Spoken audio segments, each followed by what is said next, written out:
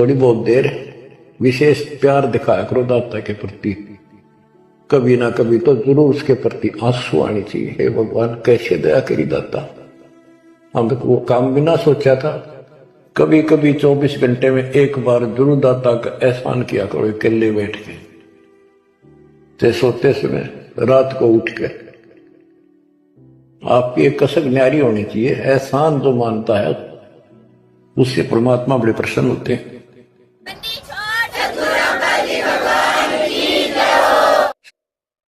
परम पिता परमात्मा कबीर जी की असीम कृपा से बच्चों,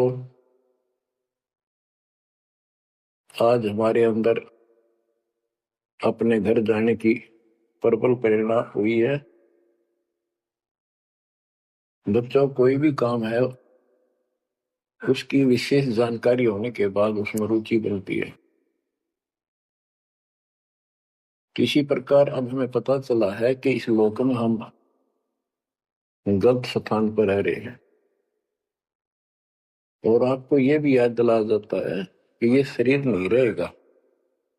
जिस परिवार को देखकर हम खूब खुश हैं, और होना भी चाहिए, पर ये साथ कितने दिन का है यो तक भी ध्यान देते नहीं। इसके ध्यान न देने से हम जन्म और मरण के इस महान कष्ट को भोग रहे हैं, इस महान कष्ट को झेल रहे हैं। अभी तक कोई इस तरह सच्चाई कहने वाला नहीं था। जैसे कोई यूं कह देता ना कि भाई ऐसे ऐसे हो सकता है, मृत्यु हो जाएगी, तो यूं कहा करते भाई, तो भाई ये बात ना बोला, मृत्यु हो जाएगी, अच्छी बात बता। यानी यूं कहना बुरी बात मानने थे कि मुंह ना कह, मौत भी हो जाएगी, कभी संसार भी छोड़ना पड़ेगा। यानी इस सच्चाई को अवॉइड करने की चेष्टा करते थे। तो बच्चों, कबूतर क्या करता है, जब बिल्ली निकट आ जाती है वो डर जाता है, उड़ने की बजाय आंखें बंद कर लेता है और सोच लेता है खतरा टल गया, तो वो उसकी गर्दन मरोड़ के खा जाती है। अब आंखें बंद करें काम नहीं चलेगा, ये तो खोलनी पड़ेगी, हिम्मत करनी पड़ेगी, यहां से उड़ना पड़ेगा, काल से बचना पड़ेगा। पहले जैसे 12 कबीर पंथ चले हैं, उससे पहले ये हिंदू धर्म, उसके बाद ये यहूदी धर्म, ईसाई धर्म, फिर मुसलमान धर्म, जैन धर्म, और ये 12 पंथ।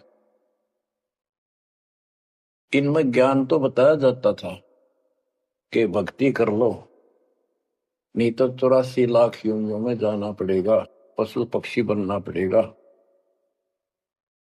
और आत्मा डरती भी थी, भक्ति के लिए प्रेरित भी होती थी, लेकिन वो भक्ति शास्त्र विरुद्ध थी, शास्त्र में प्रमाणित नहीं थी, और वो ज्ञान भी शास्त्र प्रमाणित नहीं था।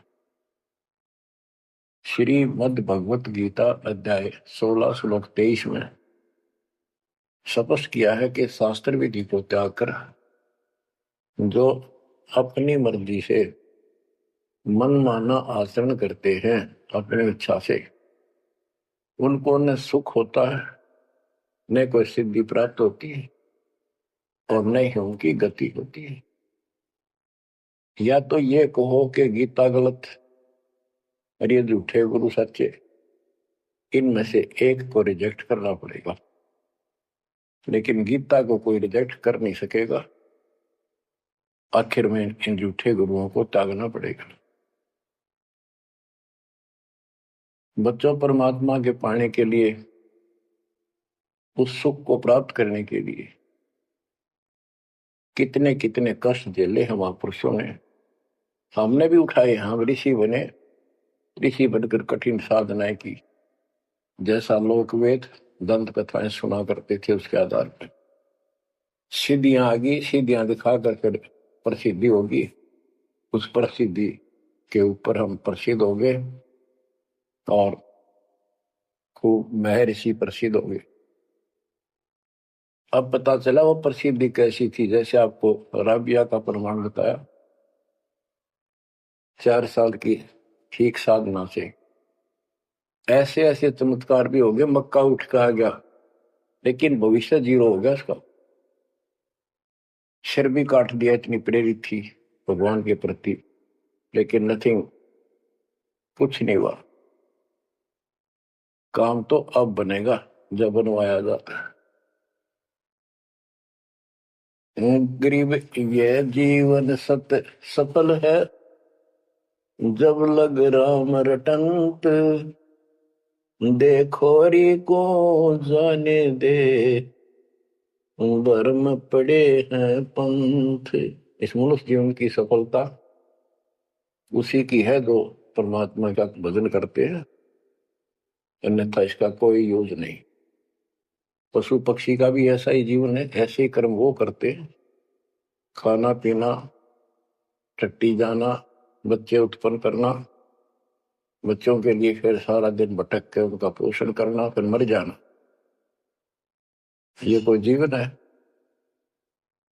इस ज्ञान से आपके अंदर जो गलत प्रेरणा भरी हुई है वो काल द्वारा भरी गई है, बहुत प्रबल है, वो सामान्य नहीं है। अब जैसे किसी को बुखार हो जाता है तो उसके बस की बात नहीं वो नॉर्मल हो जा, तो उसके लिए औषधि की आवश्यकता पड़ती है, और जब नॉर्मल हो जाएगा फिर सारे काम ठीक करेगा। इसी प्रकार ये आपके बस की बात नहीं है जो आप जिस व्यवस्था में लग रहे हो। ये इस ज्ञान से, इस भक्ति से आपका ये अज्ञान हटेगा, ये जिससे प्रभावित हो बुखार हटेगा, फिर आपकी लगन अजब से बनेगी, अलग से बनेगी। अगर ये भाव नहीं बना तो क्या ये जीवन अच्छा है जो आप जी रहे हो? कोटि जन्म तन भर में तोगे कुछ नहीं हाथ लगा रे, कुकर कुत्ता, सुकर सुअर, खर गधा, कौवा बुगला, बता इन प्राणियों के शरीरों में असंख्यों बार कष्ट उठा लिया अपने को, असंख्यों बार, एक बार नहीं। तो क्या इस प्रोसीजर को जारी रखोगे? मेरी आत्मा तो मान नहीं रही कि आप इसको स्वीकार कर दोगे। और अब भी आपकी आंखें नहीं खुलेंगी और आपकी प्रेरणा नहीं बनेगी, तो फिर इंसान नहीं, पत्थर हो तुम, पत्थर। कोटि वर्ष करे संगत संतों की, पत्थर का दिल में क्या बीजे, चंदन बन में रंग ला दे, एक बांस बिटन भी ना सींचे।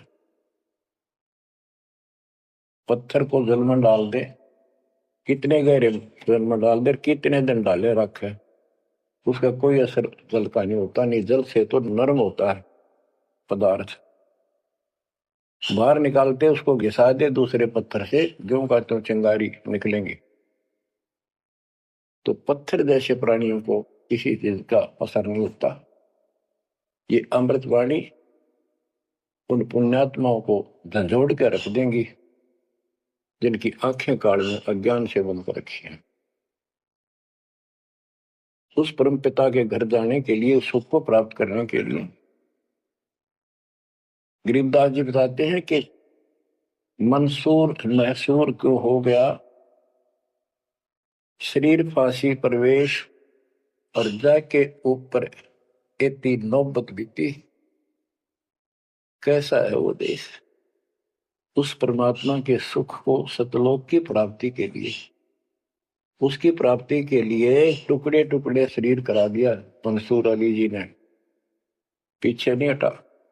तो गरीबदास जी कहते वो सुख कितना होगा जिसके लिए शरीर भी खत्म कर दिया, कोई नो प्रॉब्लम।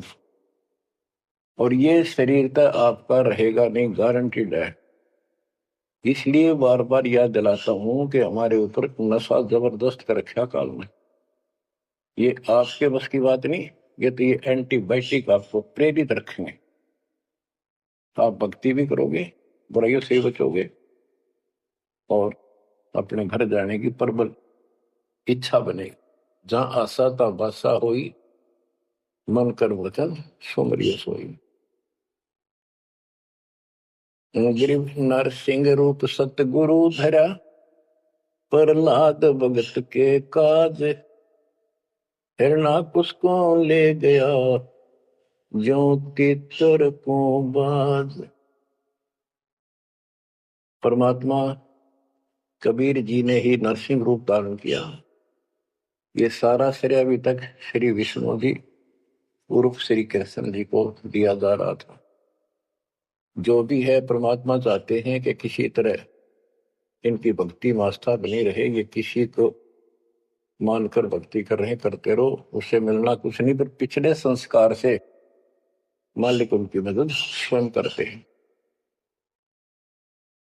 गरीब नामा का देवल फेरा, मुई जवाई गाय, पीड़ा मिट्टी संत की, छान छवाई आए। कबीर साहब कहते हैं, दो दिन मेरी शरण है, ताका हूं मैं दास, दास में नौकर गुलाम, और गेल गेल लग गया तो जब तक धरती आकाश। अब नामदेव जी पिछले संस्कारी थे। परमात्मा कबीर जी कहीं भी आश्रम बना के कुछ समय के लिए रह जाते हैं, एक गुरु की भूमिका करते हैं, अपने बच्चों को वहां आसपास के क्षेत्र के बच्चों को ज्ञान सुनाते हैं। कोयल के बच्चे उस ज्ञान को सुनकर, आवाज को सुनकर परमात्मा की तरफ खिंचे आते हैं, कौवे वाले रह जाते हैं। तो उसमें रंका और बंका दोनों पति पत्नी थे। एक उनकी बेटी थी वंका। नामदेव भी उसी समय परमात्मा कबीर जी के शिष्य हुए थे, जब वो वासनपुर में लीला कर रहे थे। हम ज्ञान सुन लेते हैं, सारी बात करते हैं, पर अपनी जो पूर्व प्रेरणा है, पिछले जन्म के संस्कारों से भी हम बाज नहीं आते।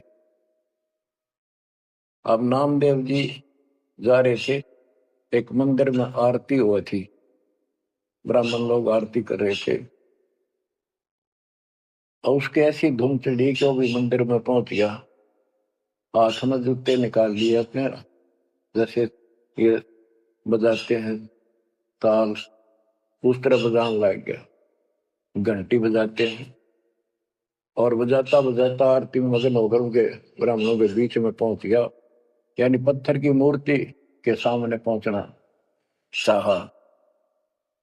पंडितों ने पकड़ के उसको मंदिर के पीछे फेंक दिया। ये शूद्र छोटी जाति का समेत जूतों आ गया, हमारा धर्म भ्रष्ट कर दिया, हमारे भगवान को इसने रुष्ट कर दिया। वो तो फिर भी पड़ा पड़ा मन की आरती कर रहा था, लो लगी थी दाता में। तो परमात्मा उस मंदिर का मुंह नामदेव की तरफ कर दिया, और पंडित पिछली साइड में खड़े घंटी बजा रहे थे। आश्चर्यचकित हुए।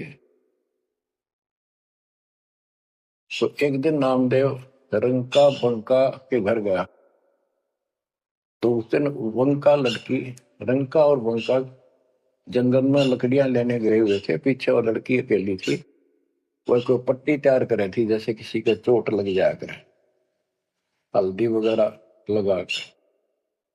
नामदेव बोला, बहन किसको क्या हो गया, किसको चोट लगी, किसके लिए पट्टी बना रही हो? वंका बोली, रे नामदेव तो गुरु जी ने ज्यादा दुखी ना करा कर, तो भाई मर्यादा में नहीं रहता। वहां के जरूरत ही तेरे को जाने जिस मंदिर में, अपना मंदिर में जाना भगवान अलाउड थोड़ा कर रखा है, मानता नहीं तो तेरे लिए, तेरी इज्जत रखने के लिए गुरु जी तेरे मंदिर फेर गए थे, हाथा चोट लगी भाई, उनका पट्टी बांधे।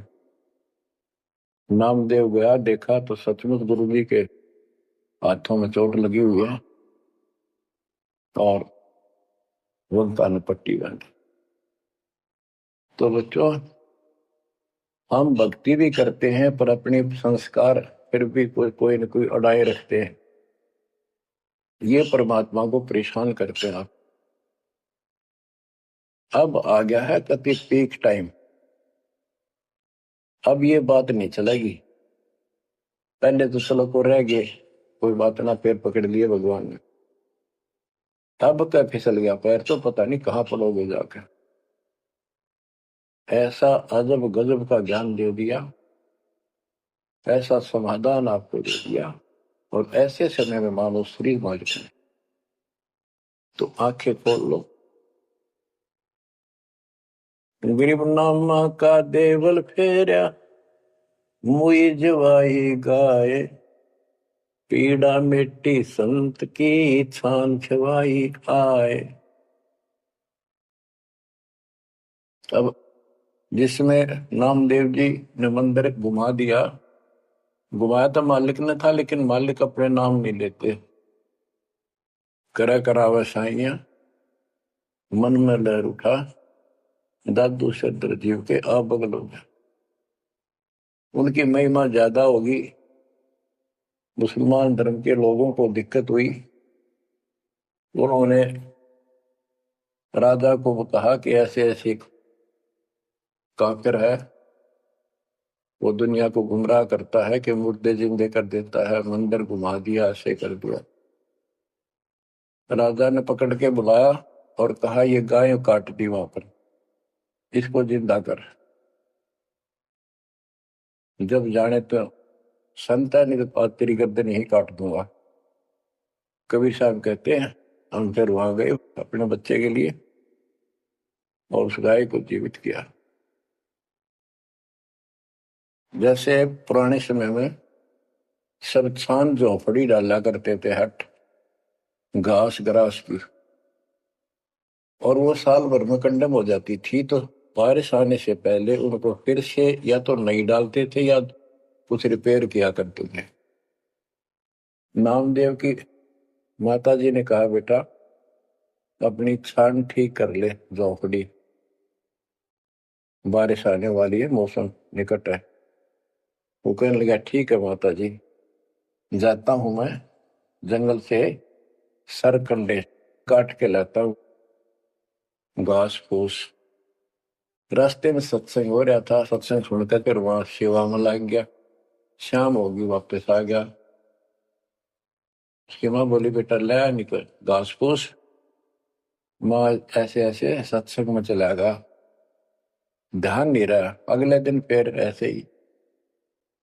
उसकी माँ बोली भाई देख ले तो बारिश हो जाएगी, कुछ दिन सारे कपड़े भीजेंगे, अपने भीगेंगे, बहुत नुकसान हो जाएगा। अगले दिन भी ऐसे हुआ। तीसरे दिन उसने सोचा आधा सत्संग सुन लो और फिर जाऊंगा। आधा सत्संग सुनकर चल पड़ा। सत्संग तो फिर पूरा ही सुनना पड़ा उसने, फिर सेवा सेवा ना करी, अपना काम के लिए चल पड़ा। जल्दी जल्दी घास फूस काटने लगा, पैर में कुहाड़ी लगी, दांती लगी और ज्यादा चोट लगी। पैर के पट्टी बांधी, अपना कपड़ा वही ले रखा तो पाड़ के चदर। और उसी दिन परमात्मा ने नामदेव का रूप बनाया और खूब ये सरकंडे सिर पर धर के ले आए, आके छान बना दी और डाल दी। नामदेव शाम को लंगड़ाता लंगड़ाता पहुंचा। माँ बोली के लग गया बेटा? मैंने बताया माँ ऐसे ऐसे आज भी ना लड़ पाया मैं तो। माँ उस झोपड़ी से आगे पहुंच गई, बेटे को तकलीफ सी देख के क्या लग गया बेटे का। माँ माफ करिए आज भी नहीं सामान जान पाया मैं तो, वो ऐसे ऐसे बन गई मेरे साथ। कोशिश करो था जल्दी जल्दी काटू, माँ दुख पाओगी। मेरे तो पैर में कुहाड़ी लग गई है, दांती लगी, चोट लगी और चला भी नहीं जाता। माँ ठीक होती बनाऊंगा झोपड़ी। उसकी माँ उसके मुंह की तरफ देखे और कह बेटा क्या बोल रहा है तू अभी तो आया था झोपड़ी खुद बना के गया, बेटा क्या कह रही है, चोट कब लगी तेरे? नामदेव निकट आया, देखा ताकि झोपड़ी बना रखी है गजब के सरकंडे लाके। ऐसे तो आसपास की तो थे भी को नहीं, ऐसा घास फूस। नामदेव खूब रोया बैठे। माँ भगवान थे, परमात्मा थे वो तो बच्चों जो दिन मेरी शरण है ताका हूं मैं दास, गेल गेल लग गया जब तक धरती आकाश। ये किसी जन्म में भक्ति खूब करी थी जैसे इस युग में, और इस युग के फिसले हुए भक्ति गजब की रहती है, क्योंकि यह साधना शास्त्र रूप है। मोक्ष ना होता तब तक परमात्मा इनके साथ ठहरे, इनसे चमत्कार भी होते रहते, नाम भी हो जाता, पर काम तो ना बना, मोक्ष तो ना हो। तो ये जो ज्ञान आपको सुना जा रहा है, ये हर पहलू पर आपको सतर्क किया जा रहा है। तो या तो इस भक्ति में छोड़ दो, रिया कति दृढ़ हो जाओ, कमर कस लो, अब के पीछा छुटवाना है। ये लल्लो पत्तो बहुत होली, केवल हम सुख मांगते हैं, धन मांगते हैं, बेटा ना तो बेटा मांगते हैं, और धन संपत्ति मांगते हैं। ये तो बिना मांगे दे देगा, से दिल डट गया आपका, दृढ़ रहे तो कोई भी काम है दृढ़ता के साथ होता है। कबीर साहब कहते हैं, कबीर धीरे धीरे रे मना, धीरे सब पूछो, माली सींचे सौ गुड़ा, फिर तो है फलो। आज पौधा बोया है आम का, अगले दिन नहीं लगेंगे फल उसके, महीने 20 दिन भी नहीं लगेंगे, वर्षों उसकी सेवा करनी पड़ेगी। एक बार पेड़ बन जाने दो, फिर देखना आपको छाया भी और फल भी इतने देगा, आप भी खाइयो, रिश्तेदारों को खिलाइयो। इसी प्रकार इस भक्ति रूपी पौधे को पेड़ बना लो। दास देख रहा है, दास ने शुरुआत जब की थी, उनकी क्या स्थिति थी मेरे भक्तों की, वो डटे रहे, टिके रहे, आज हर तरह से उबारा है, संसार से न्यारा है, और मोक्ष मिलेगा, जो जन्म मरण का कोड कटेगा। गरीब कबीर के सो बंजारा हुआ, आप भक्ति के हेत कंकर वोई जान के, धन्ना भगत के खेत। धन्ना भगत जी बहुत जबरदस्त भगत थे, बहुत जबरदस्त लगन लगी हुई थी उनकी। दया भाव संत में होती है। बारिश हुई, सभी किसान ज्वार बीजने चल पड़े, और तन्ना की पत्नी ने भी ज्वार दे दी, 5 किलो, पहले खेत में बो के आओ। भगत जा रहा था बैल लेकर के, हल लेकर के, रास्ते में 4-5 भगत भूखे बैठे थे। तब भगत स्वाभाविक साधु संत को देखकर राम राम करी, उसने बैल खड़े कर दिए, बैठ गया 2 मिनट भगवान का। सुबह सुबह पता चला कि उन्होंने 3 दिन से भोजन नहीं खाया था और मरने के कगार पर। कहने लगे, भगत हम तो मृत्यु के निकट हैं, कहीं भोजन नहीं मिला, क्योंकि रेगिस्तान राजस्थान या भी पहले सारी स्थिति ऐसी थी नहीं, बढ़िया वाली जनता थी। बारिश हो गया तो फसल होगी, ना तो भूखे मरा करते। तो भगत जी ने सारे के सारे ज्वार रख दी स्तंभ के आगे, बीज, वो मरे थे भूखे, सारी खा गई। अब वो चल पड़े, भगत जी ने सोचा ही वे घर वाले लड़ेंगे, पत्नी भी गर्म मिजाज की थी, और इसमें तो भाई कोई भी टोक दे, बीज भी कित खा गया तो कित खो दिया, किसान का तो जीवन होता बीज। लेकिन उसने परिवार न्यौछावर कर दिया, कंकर इकट्ठी की लोगों को दिखाने के लिए, जैसे और बीज बो रहे थे, ऐसे कंकर बखेर के हलवा के सामने घर आ गया, खेत में जाकर नहीं देखा। कुछ दिनों के बाद औरों का ज्वार गजब की उगरी, और भगत जी के खेत में तुम्बे मतीरों की बेल उगरी बिना गिरती की, और मतीरे लग गए मोटे मोटे, ये तुम्बे ऊपर नीचे पुड़े नो भरी दिखे, उनका खेत बना दिखा। कुछ दिन के बाद क्या होता है कि बारिश ना होने से उस क्षेत्र में अकाल जैसी स्थिति होगी, और ज्वार किसी का हुई, किसी की थोड़ी बहुत हुई, बिल्कुल नहीं हुई। तो वो तो बात की बातें हैं। किसी ने जाके धन्ना भगत की पत्नी को बता दिया कि तुमने ज्वार नहीं बोई।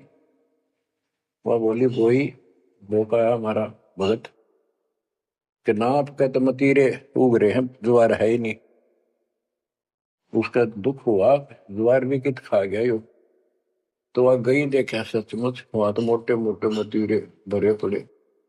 एक मतीरा यानी एक तुम्बा लेकर चल पड़ी। धन्ना भगत को पता था कि बात आज बिगड़ चुकी है। उसके बाहर जाते ही भगत वहां आ जाते थे, उसके रहते नहीं आते थे। वह जल्दी वापस आ गई।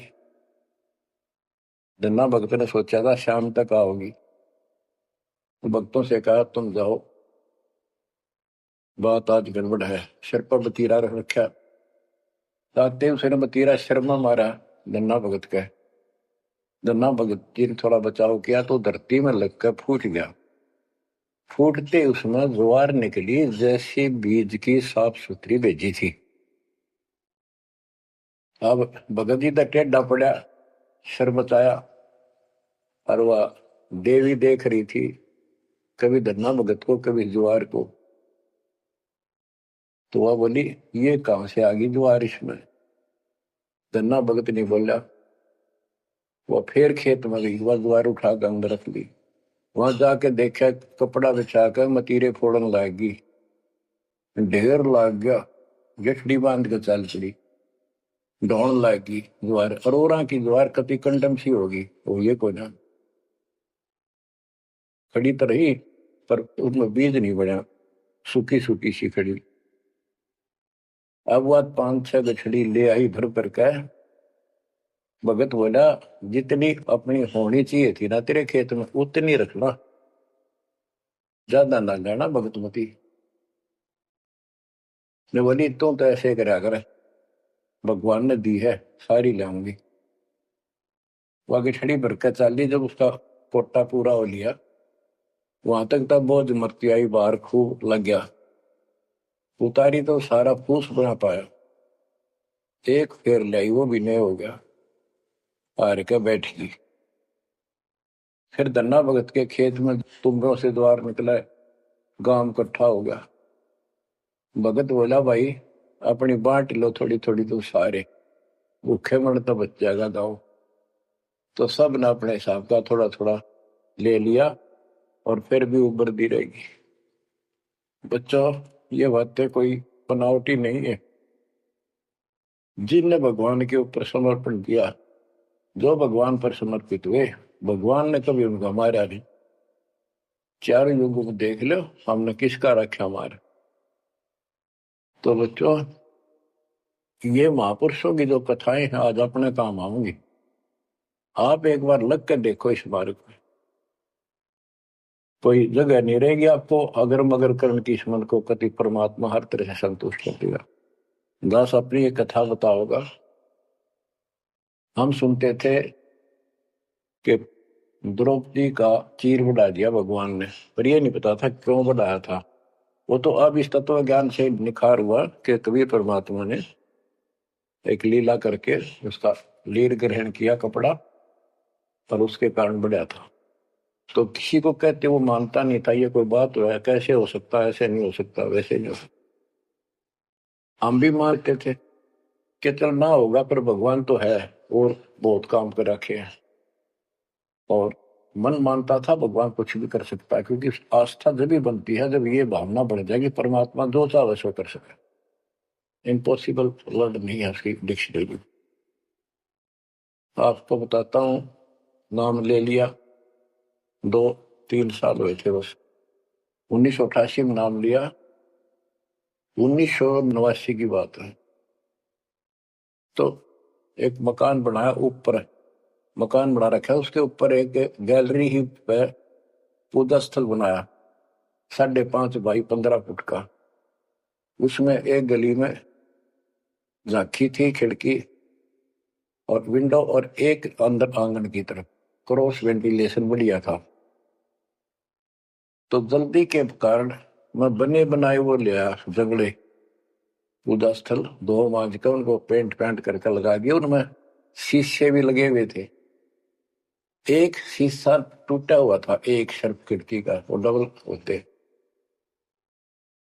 मैं ये चढ़वा देंगे बाद में, जल्दी काम हो जाएगा। वहां मैंने ये भक्ति बोध छपुआ कर रखी। कि गुरुजी आएंगे, उनको सौंप दूंगा, वो आगे भक्तों को देते रहेंगे, जब कोई दीक्षा लेगा। ऐसे सेवादास करने लगा। क्या हुआ कि उस जो शीशा फूटा हुआ था उसमें के चूहे बढ़कर उनको काटने लगे। और उस समय क्या था, जब वो जंगले लगाए तो जाली ले आया था, ये एक लोहे की जाली जो मच्छरों से बचाने के लिए खिड़कियों पर लगाई जाती है बाहर की साइड। और वो गलती से वो गलत काट के दे दी। मैं वो साइज लिख के उस लोहे की दुकान पर दिया, भाई ये काट के तैयार कर दे, इनका गल बना दे। मैं और सामान लेकर वापस आया, उसने बांध के लपेट कर रख रखी थी। मैं उठाकर चला पैसे देकर। आके मैंने कहा ले भाई लगाओ। तो ये बड़ा लड़का और एक वहां किराएदार रहता था, वो बोले हम लगा देंगे।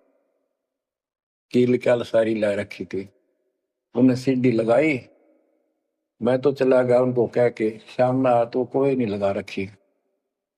पूछा भी कारण क्या था, क्यों नहीं लगाई। उन्होंने बताई कि छोटी है, बराबर में छोटी रहेगी, कम से कम 9 इंच छोटी है। वो लिखा था मैंने 3 फुट 9 इंच, उसने 3 फुट काट दी। या नौकर ने देख कर किया, गलती लगी जैसे हुई। फिर मैंने सोचा भी छोड़ो भाई, अब किसके साथ मत्था मारे जाकर। वो कोई तेरी गलती है, आपने यही साइज बताया था। मैं इस चक्कर में नहीं पड़ा करता।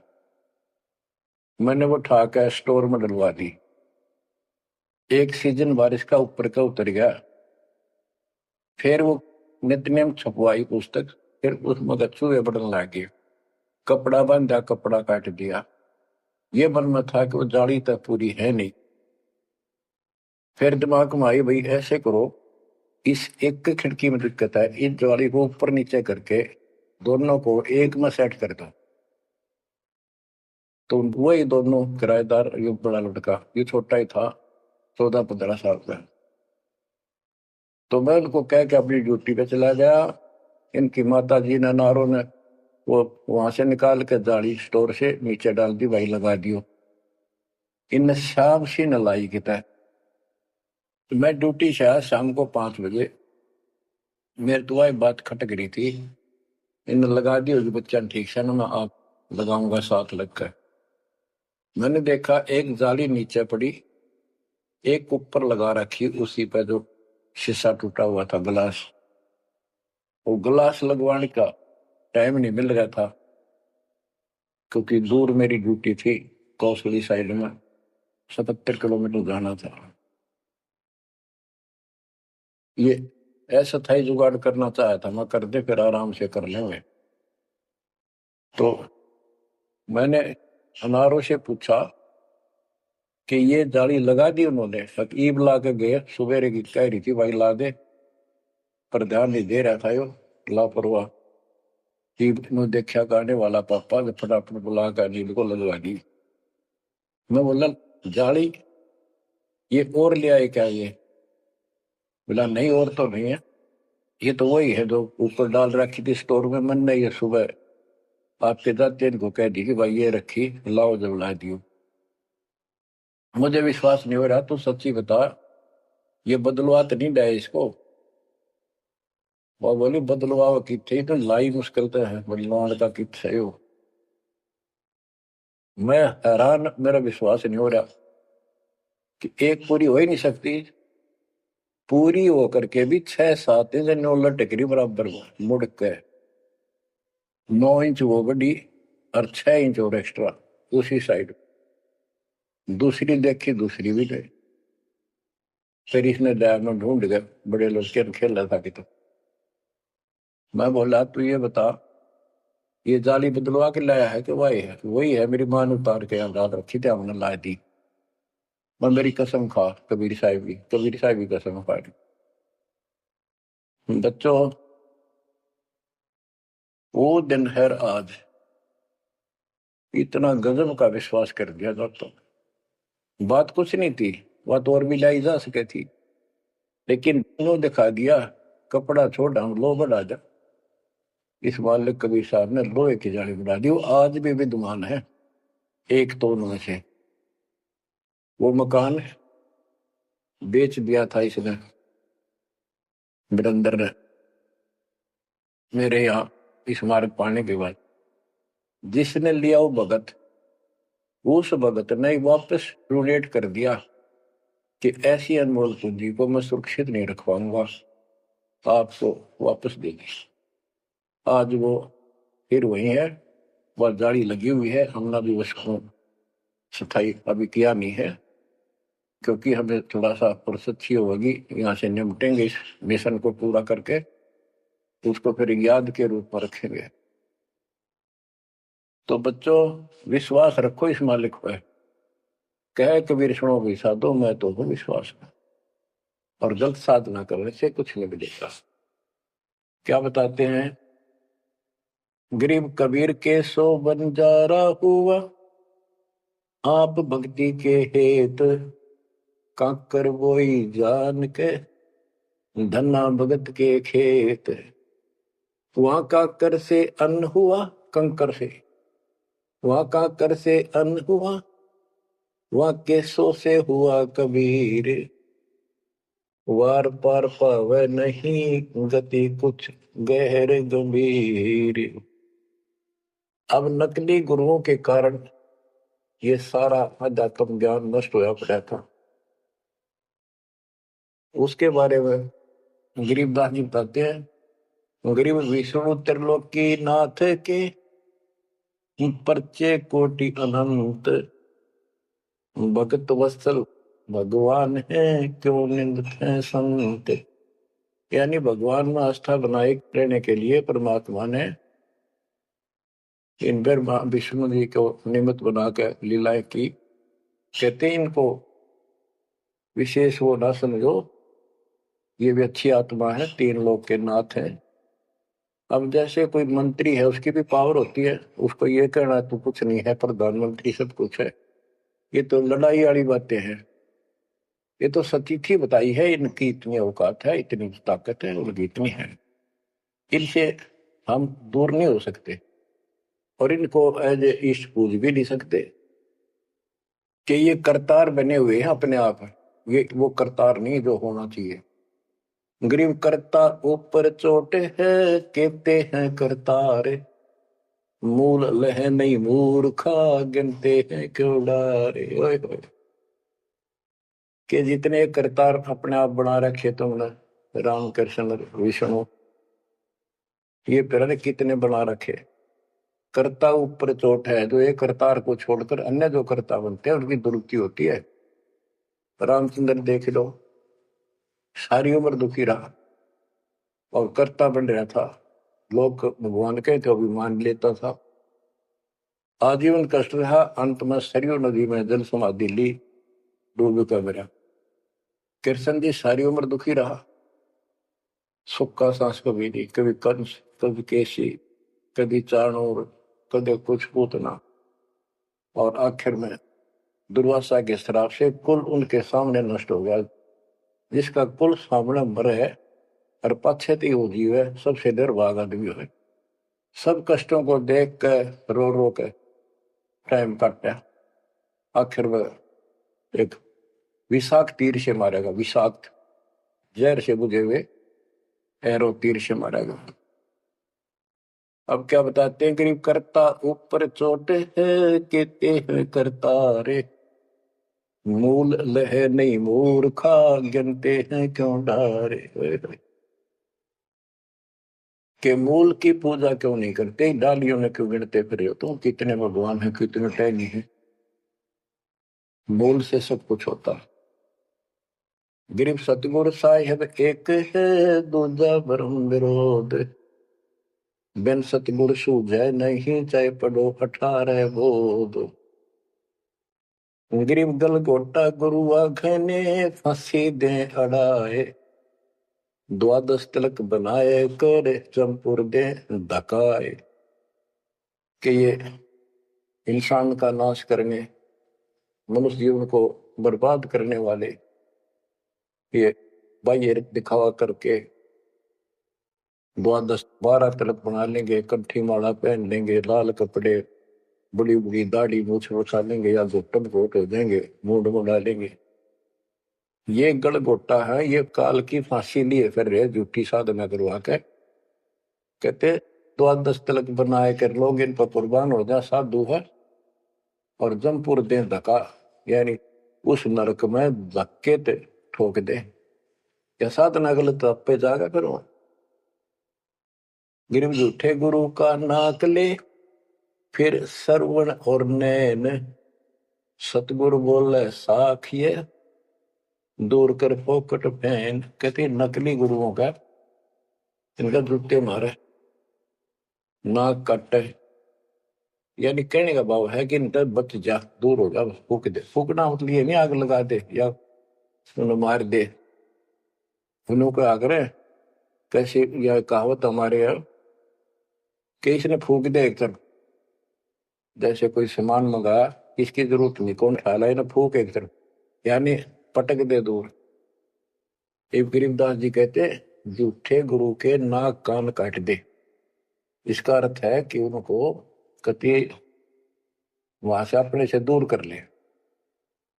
गरीब झूठे गुरु को झटक दे, स्वामी को फूक, या मैं दोष जरा नहीं, शब्द कहा हम कूक। गरीबदास जी बताते हैं झूठे गुरु को झटक दे, और जो नकली शिष्य उन पे चिपके बैठे उन्हें भी फूक। फूकने का मतलब ये नहीं उन्हें मार दे कि एक तरफ पड़े रहने दो। गरीब पीछे गई सो जाने दे, ले रहती को राख, उतरी लाभ चढ़ाई यो करो अपूठी चाख। गरीबदास जी कहते पीछे जो हुई सो हुई, उसने भूल जाओ, अब शेष बचे जीवन में संभाल लो। उतरी लाभ चढ़ाइयो करो अपूठी चाख। जैसे हम सत भक्ति ना करने से हमारे सारे काम बहुत खिंचके होते ही नहीं, परेशानी रहती है। और जब सच्चा गुरु मिल जाता है वही काम फटाफट होने लग जाते हैं। पुराने समय में कुएं से जल निकाला करते थे, सिंचाई का काम भी कुओं से होता था, उसमें बैल जोड़े जाते थे, एक लाव होती थी, लाव, वो डोल नीचे जाता था, एक लकड़ की पुड़ी होती थी, लोहे का इतना सिस्टम नहीं था, फिर लोहे की बनने लगी थी पुली, उसके ऊपर वो लाव यानी रस्सी, मोटी रस्सी होती थी, बढ़िया मजबूत। वो पुली से नीचे उतर जाती तो अब पुली घूमती नहीं, वो फिर किसी होती थी, वो घूमती नहीं और अड़का खड़ा हो जाता, नीचे रस्सा गिर जाता साथ में। फिर उसको कहते फिर से पुली पर रख और फिर खींच, आसानी से घूमेगी और फटाफट पानी निकला होगा। कि शास्त्र विरुद्ध साधना करके भक्ति से दूर होकर भगवान से तुम दुख पा रहे हो, फिर से भक्ति शुरू कर दो, फिर आपको सुख होगा। गिरव पीछे गई सो जानते, ले रहती को रख, जो शेष बचा जीवन इसको संभाल ले रख। उतरी लाभ चढ़ाई यो करो अपूठी चाख। गिरव मोए बिन पावे नहीं, जीवित कैसा योग, 84 आसन कर मिटे न संसार शोक। के जीवित मरे बिना परमात्मा प्राप्ति नहीं होगी। तुम जैसे बकवादों लग रहे हो, जीवित कैसा योग, ऐसे भक्ति नहीं पड़ेगी। और जो 84 आसन कर करके लोग दिखावा करते हैं, इसे मोक्ष नहीं है। गिरिव पंचअग्नि पाखंड है, मोनी तपे आकाश, झरने बैठे क्या हुआ, क्या जी में पंच गिरास। ये 5 धुएं लगा के बीच में बैठ जाते हैं पाखंड करने के लिए। इन मकला इतनी है ज्ञान नहीं इनको। कोई मौन रखता है, कोई तप करता है, मटके घड़े के अंदर सुराख करा के एक तपाई कर रख के 40 दिन सर्दी के महीने में 100 मटके डेली पानी के अपने सिर पर डलवाता है। और वो गोले बाले गांव के लोग उस पाखंडी के चारों तरफ परिक्रमा करते हैं। और कोई कहे मैं सिर्फ 5 गिलास खाया करूं, ज्यादा खाता नहीं। इस तरह के ड्रामाबाजी से अट्रैक्ट करते पब्लिक को, पल्ला कुछ नहीं। गिरिव दूधा धारी शब्द है, पान फूल फल खाई, घट में नाम न संचर, ये बंधे जमपुर जाई। कई बताते हैं एक बाबा है, दूध दूध पिया है, बड़ा शब्द है, दूध दाधारी बोलो से, और केवल कभी फल खा लेता है, कोई फूल फल ही खाता है। तो गरीबदास जी कहते, गरीब दूध दाधारी शब्द है, ये पान फूल फल खाई, घट में नाम न संचरे, बंधे जमपुर जाई। सच्ची भक्ति है नहीं, सीधे नरक में जाएंगे। गरीब चुंडित मुंडित भद्रा, मोनी मैल न पावे, धूमर पान ठडेसरी, ये दो जग धक्के खा। गरीब योग नहीं यो रोग है, जब लग निज नाम न चीन, घर घर द्वारे भटकते, बेख बिना यकीन। गरीब बेख लिया तो क्या हुआ, जब लग नहीं विवेक, तीन काल निपजे नहीं, नहीं मिटे कर्म रेख। के चुंडित मुंडित, जैसे बड़े बड़े सिर पर जटा रख रखी है, दाढ़ी बंडवारी, माला मोला पहन गए, बाहर भाई ड्रामा फूल कर रखा है, लाल कपड़े पहन रखे, या कति गोट करवा रखा है, मुंड मुंडवा रखा है, कहते हैं इनसे कुछ नहीं मिलना, कोई मौन रखते हैं। गरीब चुंडित मुंडित भद्रा, मोनी मैल न पावे, धूमर पान ठडे श्री, ये दो जग धक्के खाओ। ये धूमर पान करें, नशे करें, सुल्फे की मारे चलम भर कर ढूंढ उठा दे, ठडे श्री खड़े होकर तप करते, कहते दो जग में धक्के खाओगे, नरक में जाएंगे। बच्चों, ये मूल ज्ञान है, ये तत्व ज्ञान है, और ये जो ज्ञान आपको दिया जा रहा है, आपके लिए वरदान होगा। ये कबीर साहब की गिफ्ट है। इस रजा को संभाल के रखियो, इसको हल्के में ना दियो बच्चों, कुर्बान हो जाओ। ये धंधे करते था, सिंगन हो गए, कितना पूरा ना पट्टा। इसकी शरण में डट कर सत्संग सुना करो, सेवा करो, और दान करो, मर्यादा का निर्वाह करो, भक्ति करो। देखना न्यारे रंग ला देगा दाता। मालिक आपको मोक्ष दे, सद्बुद्धि दे, आपको याद बनी रहे अपने घर की सत्साई।